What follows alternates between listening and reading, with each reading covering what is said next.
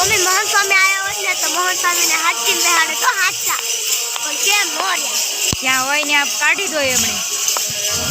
એમને બેસાડ્યા જ હોય આયા કેમ નો બેહાડા અહીંયા હોય તો બેસાડે ને આવનો જાય એક વાર તો ન આવજો જો બેઠા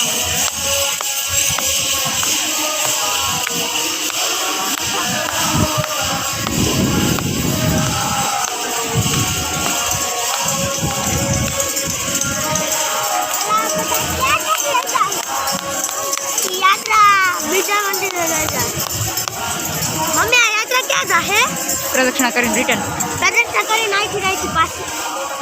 પાછી આપણે ઓલા પણ જાવું ને ત્યારે ભગવાન પાછા આપણને દર્શન દે